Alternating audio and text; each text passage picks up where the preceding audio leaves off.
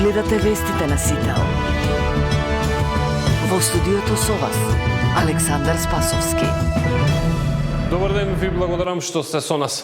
Во собранието денеска се одржува Комисијата за политички систем и односи меѓу заедниците, на чиј дневен ред е иницијативата на ДУИ за одржување надзорна расправа за, како што тие велат, селективниот пристап во истрагата за трагедијата во Кочани. Оваа тема и вчера доминираше во собранието, бидејќи Левица поднесе интерпелација за министерот Тошковски во првиот можен рок. Тој пак во изјава за медиумите рече дека полицијата никогаш не работела подобро, потсетувајќи дека преку 50 лица веќе се осомничени за трагедијата во Кочани, што не се случило никогаш претходно.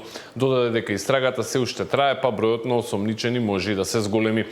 Вкупниот број на осомничени досега за пожарот во клубот Пулс достигна 52 физички и 3 правни лица, откако обвинителството минатиот викенд ја прошири истрагата со уште 19 мина. Од ново осомничените тројца се министри за економија, тројца овластени градежни инспектори во општина Кочани, тројца директори и еден генерален инспектор во дирекцијата за заштита и спасување, двајца државни секретари и тројца службеници во Министерството за економија, како и 4 пазарни инспектори во Државниот пазарен инспекторат.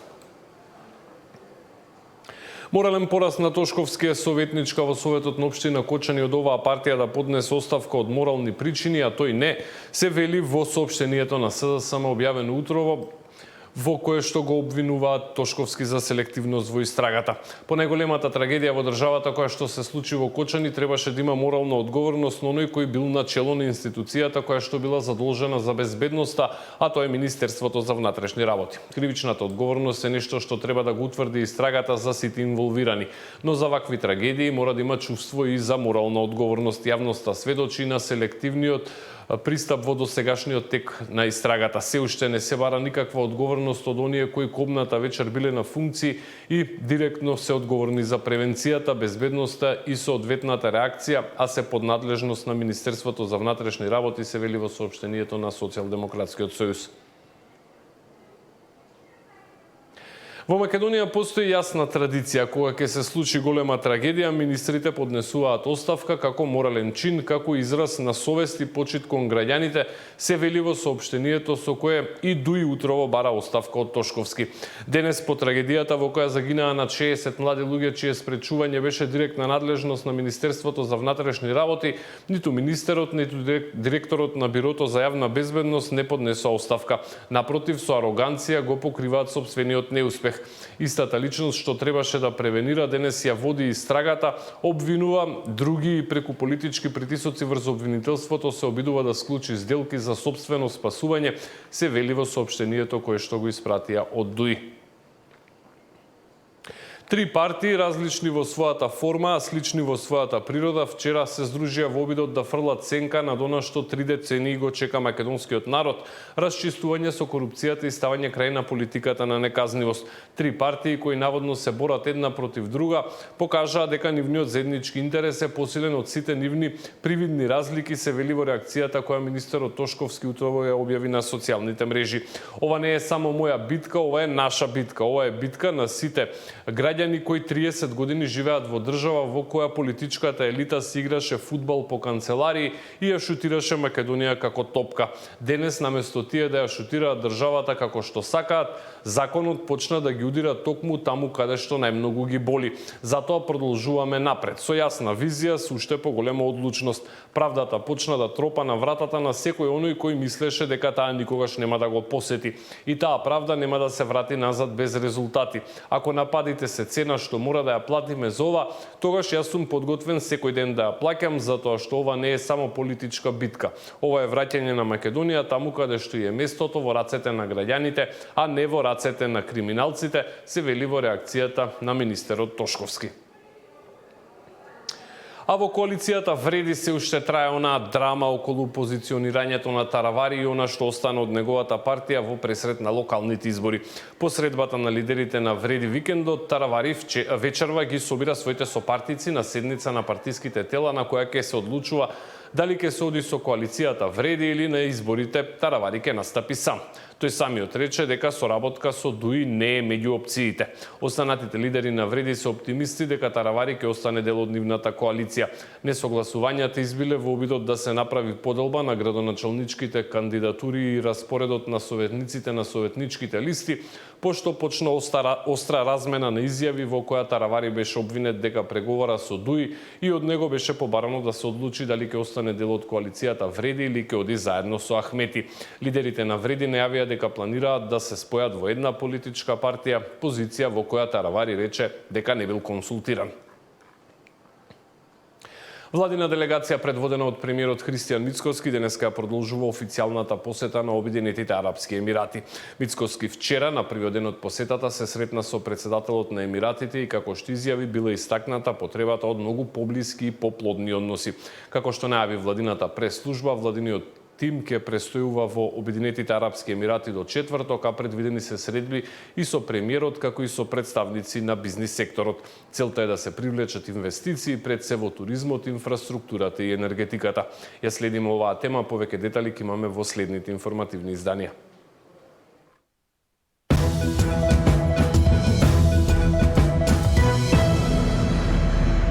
Од петок трговците на интернет ќе мора да ги објават цените на сите производи. Освен супермаркетите, новитетите важат и за аптеките, салоните за бела техника, мебел и слично. Објавувањето цени на Facebook или други социјални мрежи нема да се смета за исполнување на обврската. Цените мора да бидат јавно достапни на официјалната веб страница. Од оваа обврска ослободени се само микротрговците и трговците поединци. Според Законот за трговски друштва, доколку субјектот брои до 10 вработени и во секој од последните две пресметковни години или во првата од работењето остварил бруто приход до 50.000 евра, тогаш спаѓа во категоријата на микротрговец. Тие не се обврзани да објавуваат цени согласно измените на Законот за заштита на потрошувачите. Цените треба да се ажурираат дневно, со што потрошувачите во реално време ќе може да споредуваат. Очекувањата се дека на овој начин ќе се зголеми конкуренцијата и цените дополнително ќе се намалат.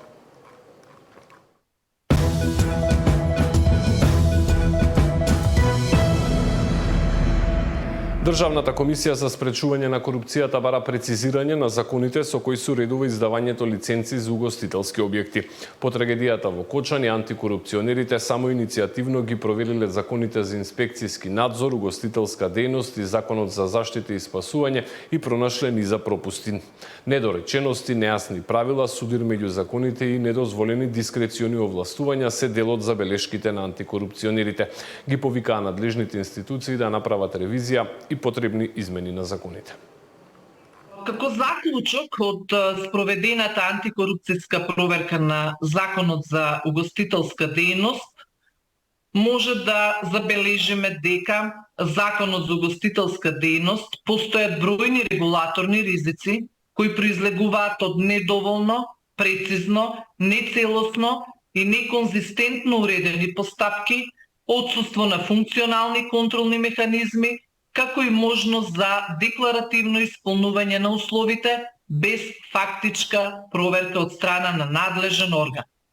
Се евидентира, односно се забележува правна неусогласеност со други системски закони, пред се со Законот за инспекцијски надзор и Законот за прекршоци, што води и до правна несигурност и различна примена во пракса. Овие нормативни слабости создаваат простор за коруптивни практики, злоупотреба на дискрециони овластувања и нееднакво постапување кон различни субјекти во идентични или слични ситуации.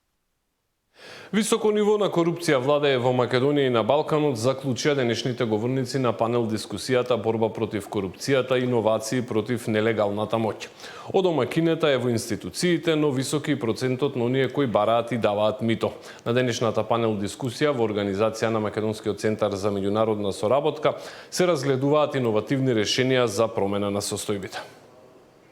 Укажува на се уште високо ниво на коруптивен притисок, односно на многу луѓе им се бара мито.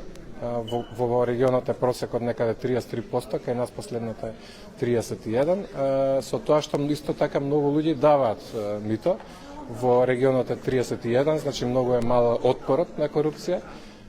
речиси 90% од тие што им било побарани даваат мито, кај нас последното е 26, значи има некакво намалување од претходно. Ама пак 5% е само разликата меѓу тоа што било побарано и тоа што било дадено. И тоа фактички укажува дека корупцијата е толку распространета што е одомаќена и прифатлива за поголемиот дел од граѓаните и потешка е борбата со неа во таква ситуација. Народниот правобранител го објави годишниот извештај за почитување, напредување и заштита на човековите права за минатата година, кој уште на крајот на минатиот месец му го доставили на собранието. Според него, граѓаните кај правобранителот најмногу се жалеле за повреда на правата од страна на јавните служби. Во извештајната 2024 година Народниот правобранител постапуваше по 3148 преставки, од кои во институцијата беа примени 2705 преставки, а 443 предмети беа пренесени од претходната година. Од вкупно 2705 преставки заведени во 2024 година, во најголем број преставки или 1006 или представено во проценти 37,19%, граѓаните се жалат за повреда на нивните права од страна на јавните служби и установи. 859 преставки или 37,76% се однесуваат на повреда на правата од страна на институциите на централна власт.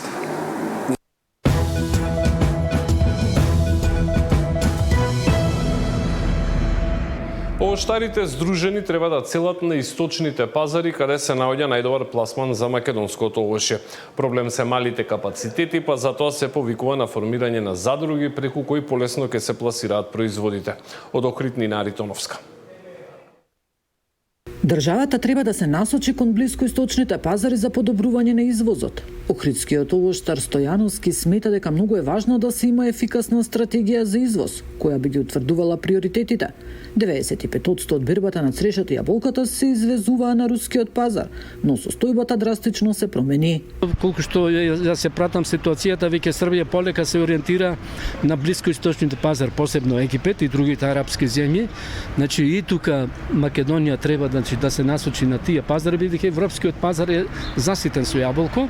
Со формирање на задруги кои ќе функционираат организирано, полесно ќе се наоѓаат пазари, а ќе се намалат и трошоците, вели Стојановски.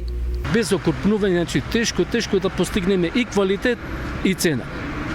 И ако сме организирани во задруги, не само што полесно наоѓаме пазар, постигнуваме релативно повисока цена, а ги наловуваме трошоците бидејќи набуваме заеднички репроматеријали, џубрива, потоа преку земјоделските задруги се осможуваат и едукации на земјоделците. 80% субвенционира државата во поглед на опремата, мора да поработиме на тоа. Ако не сме организирани во задруги, тешко да ќе одиме напред. Овоштарите покрај со пласманот на родот имаат дополнителен проблем и со откупната цена. Нина Аритоновска, Сител телевизија.